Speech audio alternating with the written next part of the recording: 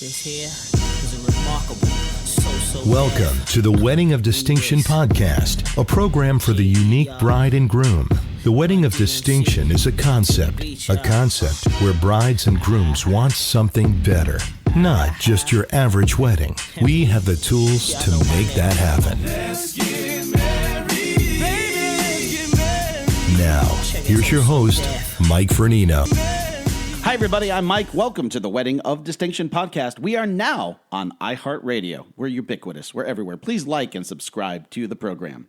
In today's extremely busy world of planning weddings, a bride and groom don't always have the time to dedicate into every small intricacy of organizing a wedding reception. When do I send out my wedding invitations? Well, what vendors are great to work with, and how do I find them? How do I coordinate the wedding reception? And how do I know what the timing of my event will be? When will this happen, and when will that happen? These are all very legitimate questions that couples face and have to deal with. Some people are more than happy to ask around, Google it, or just wing it. Planning a wedding can be very stressful, and if you don't have any help, it can be very stressful. Enter the wedding coordinator. Wedding coordinators offer a variety of services and can be as simplistic as a day of planner, or as hands-on as a full-blown coordination service starting from the day after your engagement. Today in the podcast, I have the supreme pleasure of speaking with Victoria Warren from Everlasting Affairs. She is a professional wedding coordinator, handling every aspect of wedding organization for the modern bride and groom. My company, Music in Motion, has been referred out by Victoria on many occasions, and we love working with her. She was kind enough to give me some time today to discuss exactly what a wedding coordinator does and what impact they have on your wedding planning experience. Don't you worry, never fear, the wedding coordinator, Victoria, is here. Today on the Wedding of Distinction podcast. Hi, everybody. I have Victoria Warren from Everlasting Affairs on the Zoom line. Victoria, hello. Hello, Mike.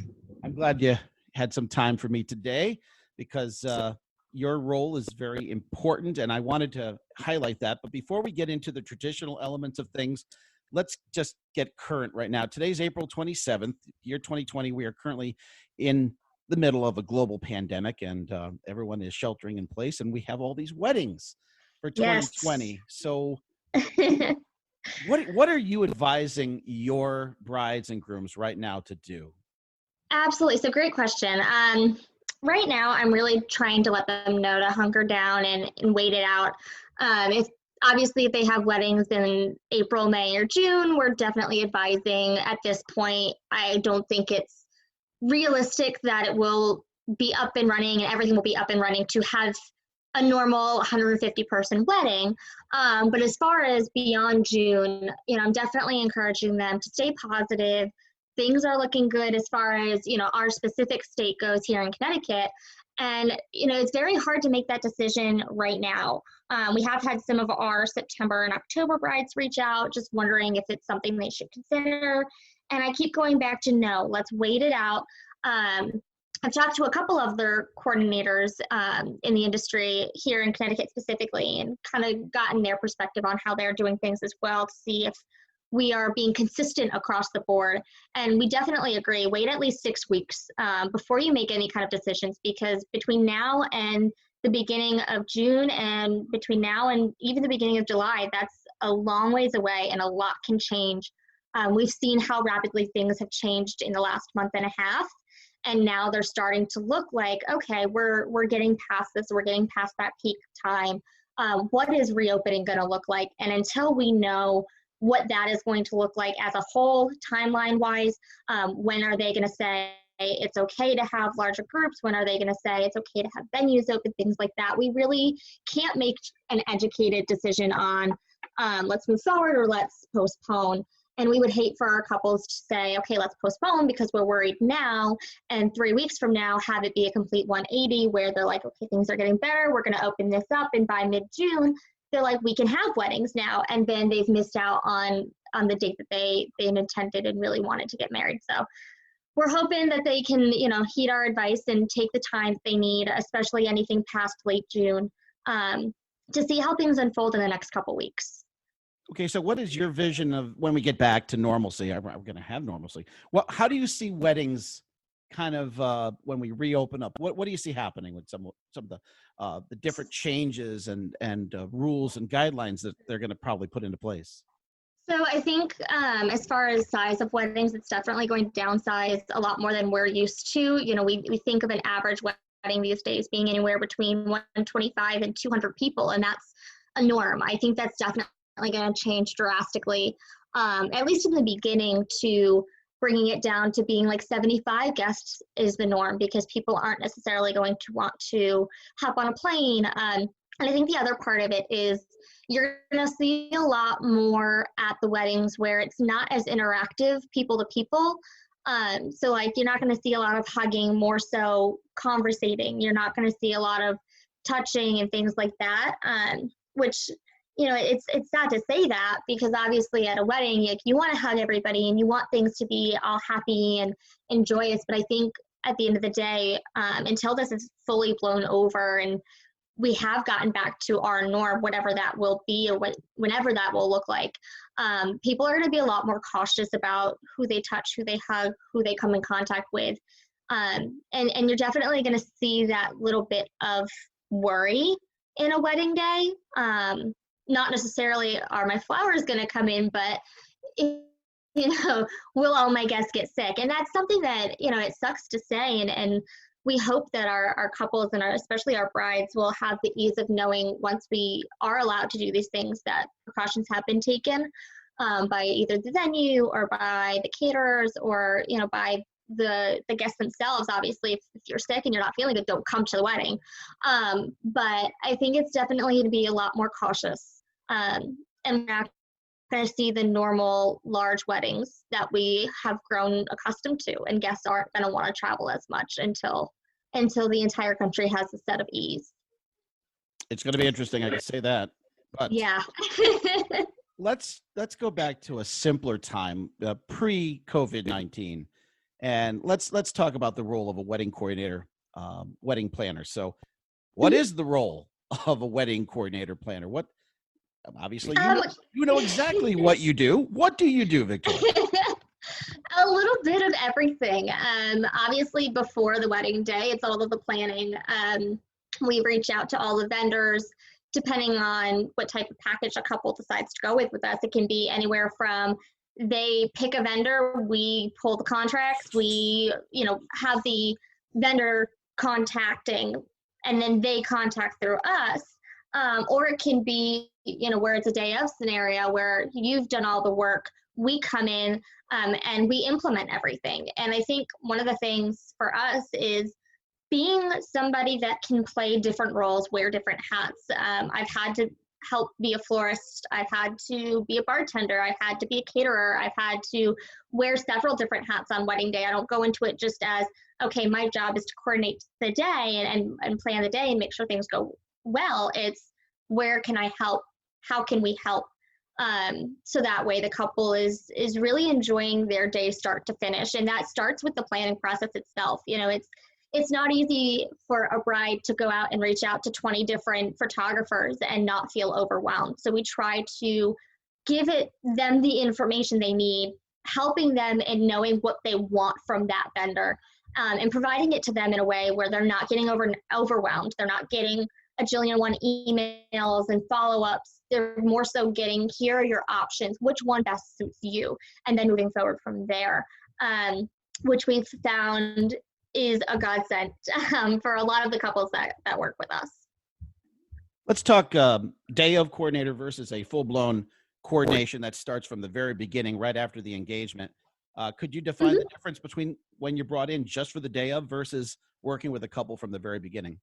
Absolutely. So working from the very beginning, working with a couple is one of my favorite things, because it allows us to have a lot of open communication about decor, about overall vision, about how pieces go together, about how bizarre ideas can come to light, if they are feasible, if they aren't feasible, and they really allow us to help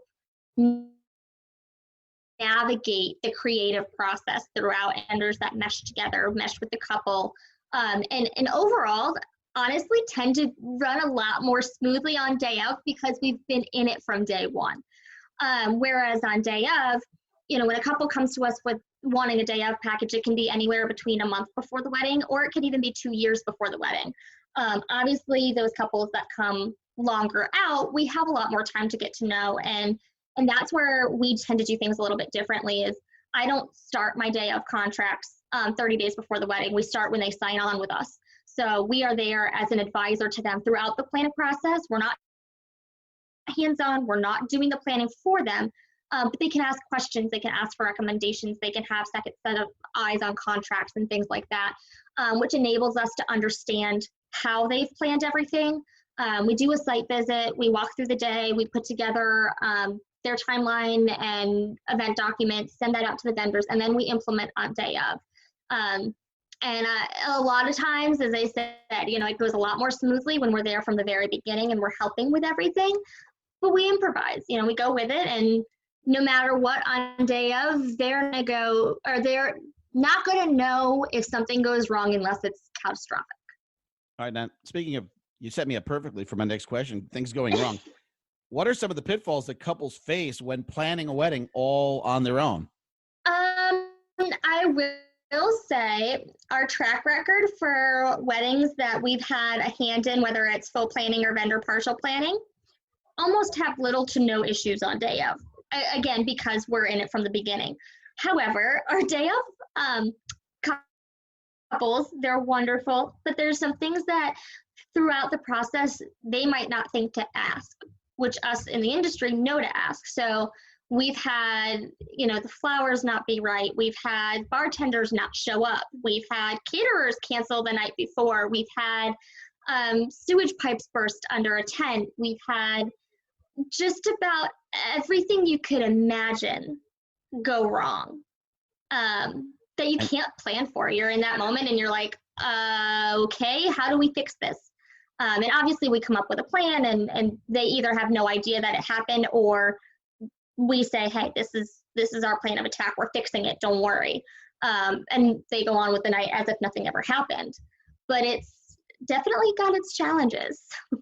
Right. Now, today, more and more couples are having wedding receptions and even ceremonies at their homes or their parents' home or at a barn. That's a very popular option right now. Personally, my opinion is that if you're going to have a wedding at your home, the need for a coordinator is even greater than if you're having it at a venue. So talk a little bit about the home backyard wedding reception. So it's completely different than an all-inclusive venue. And when I say all-inclusive, I mean a venue that has a caterer, that has staffing, that knows what they're doing, has a set place. When you're doing it in a home, there's a lot more you need to look for. Have you call before you dig?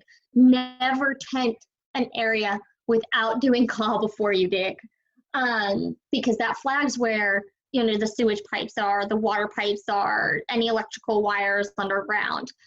Having to bring in restrooms. A lot of times we'll get can't they use the house bathrooms? And I'm like, trust me, you don't want that. Spend a little bit extra, get porta potties. Even if they're regular, porta potties versus a super nice luxury trailer. It's bringing in a caterer that is full service, that's not going to come in and serve the food and then leave, because realistically your guests aren't going to be throwing away their beer bottles or drink cans. They're going to be left for you to clean up, and we hate to see that happen.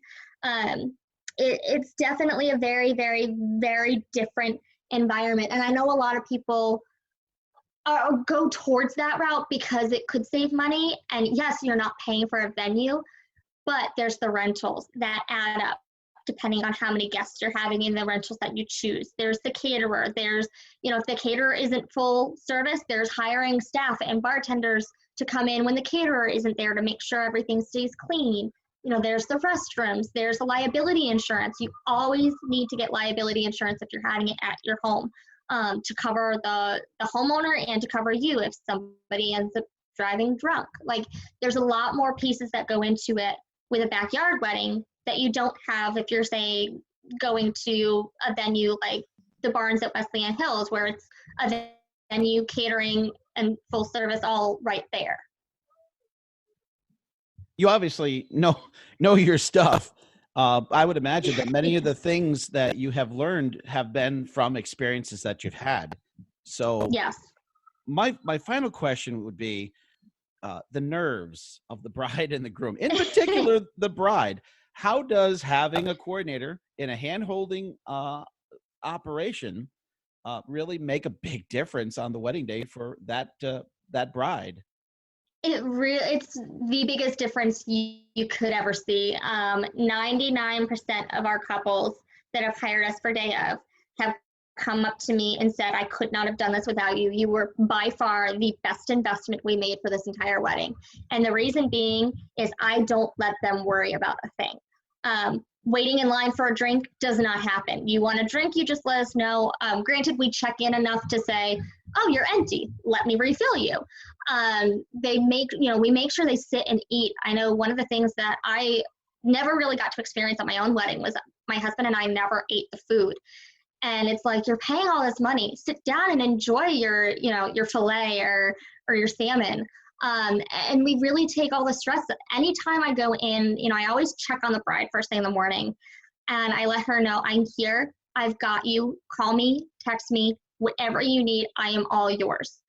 And we let that shine through. If they have hesitancies or are worried about the decor getting set up, listen, I'll send you pictures so that way you know it's getting set up the right way.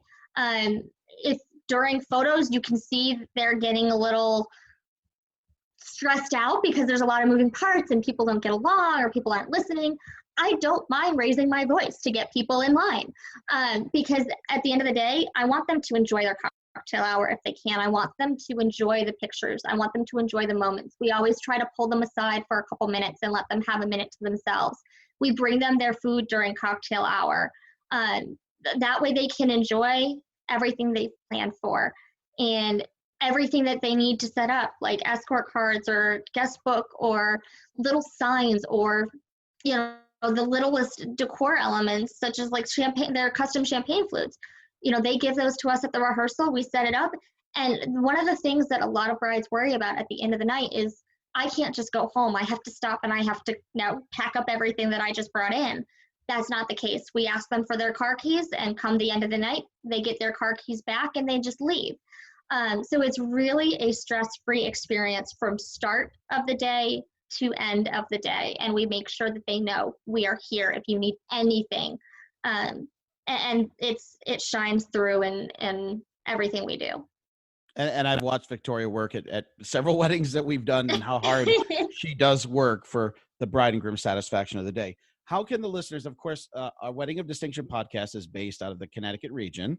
I just say that because it is a beneficial program, and hopefully it will be carried all over the country. But for our little region of the world, how can couples interested in your services and getting more information, how can they find you?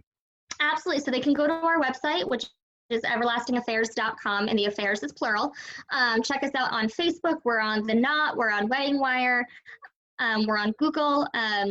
Call us, email us. You can text me. That's fine too.